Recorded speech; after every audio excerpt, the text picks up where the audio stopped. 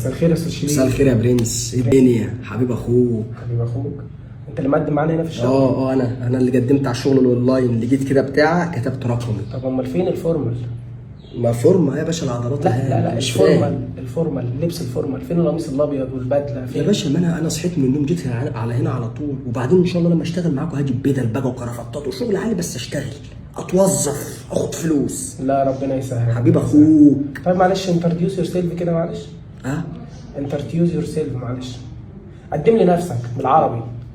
اقدم نفسي بالانجليزي؟ تمام بالانجليزي، اتفضل. I am man. My is شريف عرفة. I was born since 2000. I am good boy. I love هيفا. I have Facebook and Instagram. I have 200 follow. I have and I was born in Egypt. I am born in Egypt. Yes man. Okay. انت ما بتتكلمش انجليزي تاني، ماشي؟ حضرتك ما انت اللي قلت. يا حبيبي عارف نفسك وقلنا مميزاتك كده بالعربي عشان انت الانجليزي مش نافع معاك. انا اسمي شريف عرفة. انا بحب الضحك والهزار، خفة الدم، الادب، الاخلاق. انا دمي خفيف، هتلاقي مني يعني حطني وظفني هتلاقيني. يا حبيبي ده مواصفات واحد جاي يتجوز، مش جاي يقدم على السكرتيرة عجباني، بس انا لسه يعني اول يوم وكده، بس ان شاء الله يكون في خير. انا شايف ان السي في بتاعك فاضي، ما فيهوش الا شهاده التخرج. اوظفك ليه هنا اصلا؟ ما انا الخبره عندي مش في التعليم، انا الخبره عندي في الحياه. يعني اديني في الحياه تلاقيني، لكن التعليم ده انا كنت ممكن اخد عادي شهادات قد كده، بس هجي لك الملف تجيب ما كنتش هتقدر تشيله. لكن انا خبرتي في الحياه مش في التعليم. انا شخص ناضج عقليا. طيب انت بتشتغل تحت ضغط؟ انا بشتغل، انا اموت في الشغل تحت ضغط. انا تحطني كده تحت ضغط تلاقيني. انا صبور ووقور. طب معلش انا عايز اختبر ذكائك برضه. اختبرني. طردنا العميل مره وشتمك، غلط فيك مثلا، هتعمل ايه؟ هشتم هو واللي جابه.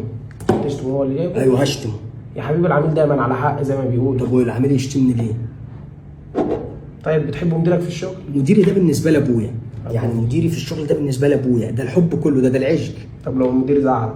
هضربه.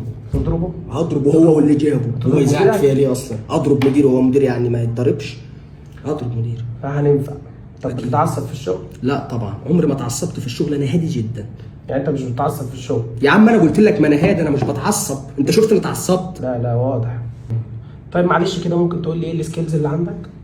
معايا 7 بلس. السكيلز يا حبيبي.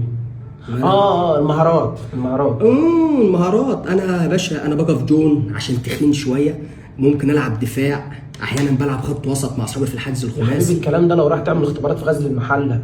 المهارات يا باشا اللي عندك، السكيلز. يا فندم طب ما انت تقول يا فندم، يعني ايه علاقه المهارات بالشغل يا باشا؟ هو انا هشتغل باك رايت هتشغلني وينج شمال يعني ولا ايه؟ ما هتوظفني مش هتوظفني اروح امشي.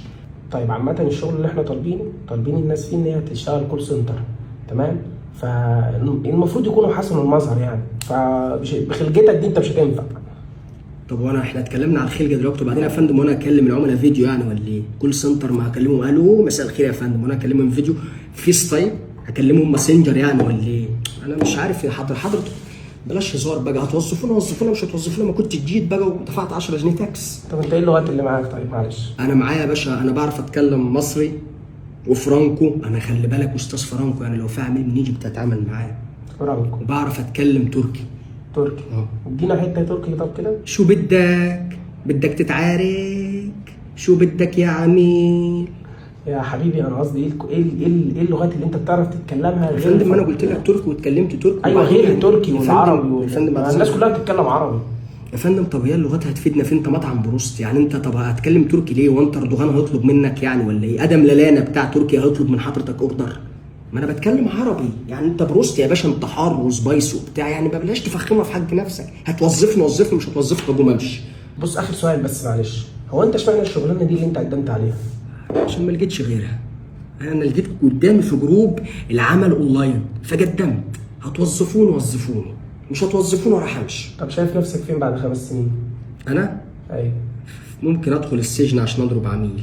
لو العميل يعني اتعصبت على، انا بضرب العملاء، بس لو عميل بالنسبه لي اخويا، بس ما يتعصبش عليا. خلاص مبروك يا شريف، انت ابروفد معانا في الشغلانه.